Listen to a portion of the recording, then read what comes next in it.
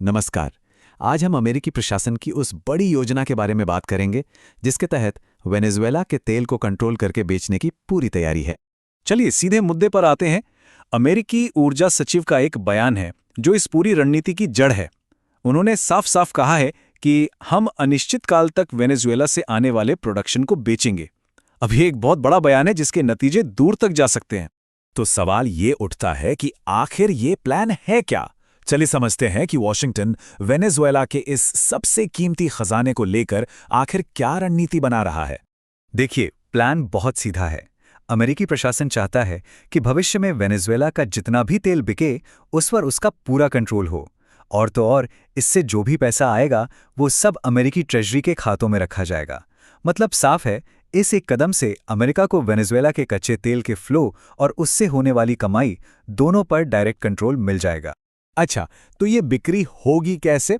आइए जरा इसकी पूरी प्रक्रिया को समझते हैं। मतलब ये तेल स्टोरेज टैंक से निकलकर दुनिया भर के बाजारों तक पहुंचेगा कैसे? तो ये पूरा ऑपरेशन दो हिस्सों में बटा है। पहला कदम, जो तेल अमेरिकी नाकेबंदी की वजह से जमा हो गया है, मतलब वेनेजुएला के तेल एक्सपोर्ट पर जो बैन लगा था उसके कारण जो तेल बिक नहीं पाया, पहले उसे बेचा जाएगा। और दूसरा कदम, इसके बाद वेनेजुएला में जो भी नया तेल निकलेगा उससे भी लगातार अनिश्चित काल तक बेचा जाएगा। और ये जो पहला फेज है वो कोई छोटा मोटा नहीं है। शुरुआत ही होगी 5 करोड़ बैरल कच्चे तेल से। सोचिए, इतना तेल अमेरिका बेचेगा। अगर आज के बाजार भाव को देखें तो इन 5 करोड़ बैरल की कीमत करीब करीब 2.8 अरब डॉलर बनती है। ये इतनी बड़ी रकम है कि दुनिया के तेल बाजार पर इसका असर पड़ना तय है। अब यहाँ एक बहुत जरूरी बात है, ये पैसा सीधे वेनेजुएला के हाथ में नहीं जाएगा। इसे अमेरिका अपने ट्रेजरी खातों में सुरक्षित रखेगा।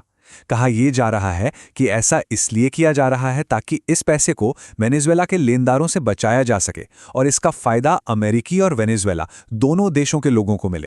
तो अब ये भी समझ लेते हैं कि इस पूरे प्लान के पीछे सरकार वजह क्या बता रही है। देखिए, कागजों पर जो सबसे बड़ा मकसद बताया गया है वो है वेनेजुएला के बर्बाद हो रहे तेल इंफ्रास्ट्रक्चर को फिर से खड़ा करना और साथ ही उसके लगातार गिरते प्रोडक्शन को दोबारा पटरी पर लाना। यानी पूरी कोशिश देश के इस बीमार तेल सेक्टर को ठीक करने की है। और इस काम को अंजाम देने के लिए प्रशासन अमेरिका की बड़ी बड़ी एनर्जी कंपनियों को आगे ला रहा है, जैसे शेवरॉन, कॉनोकोफिलिप्स और एक्सॉन मोबिल, ताकि वे इस रीबिल्डिंग के काम को लीड करें। एक बात और, ये प्लान सिर्फ बातों बातों में या कागजों पर नहीं है। इसे लागू करने के लिए जमीन पर असल कार्रवाई भी शुरू हो चुकी है। हुआ यह है कि अमेरिकी फोर्सेज ने तेल ले जा रहे उन टैंकरों को जब्त करना शुरू कर दिया है जिन पर बैन लगा था। इनमें एक टैंकर तो रूसी झंडे वाला भी था। यह दिखाता है कि प्रशासन वेनेजुएला से निकलने वाले तेल के हर एक बैरल पर अपना कंट्रोल चाहता है।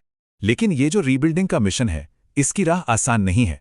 इसके सामने पैसे की और राजनीतिक दोनों तरह की बड़ी बड़ी रुकावटें हैं। इसका खर्चा ही चौंकाने वाला है। अनुमान है कि वेनेजुएला के तेल उद्योग को ठीक करने में अगले 10 साल तक हर साल 10 अरब डॉलर का खर्च आएगा। तो जाहिर है, तेल कंपनियां भी फूक फूक कर कदम रख रही हैं। पैसा लगाने से पहले उनकी दो बड़ी चिंताएं हैं। पहली कि वेनेजुएला में एक स्थिर सरकार हो, और दूसरी, उन्हें इस बात का भरोसा चाहिए कि अमेरिका में सरकार बदलने के बाद भी वॉशिंगटन उनके साथ खड़ा रहेगा। और यहीं से वेनेजुएला के एनर्जी फ्यूचर का सबसे बड़ा कंफ्यूजन या कहें कि तनाव सामने आता है। ये बहुत ही दिलचस्प है। इससे साफ पता चलता है कि देश की असल क्षमता और आज की हकीकत में जमीन आसमान का फर्क है। सोचिए, एक तरफ वेनेजुएला दुनिया के सबसे बड़े तेल भंडारों पर बैठा है और दूसरी तरफ आज उसका प्रोडक्शन 10 लाख बैरल रोजाना से भी कम है। तो इस पूरे प्लान का जो भी नतीजा होगा उसका असर सिर्फ तेल के बाजार तक ही सीमित नहीं रहेगा। ये हमें एक बहुत ही अहम सवाल पर सोचने के लिए छोड़ जाता है कि तब क्या होता है जब एक देश की एनर्जी पॉलिसी किसी दूसरे देश का आर्थिक भविष्य तय करने लगे।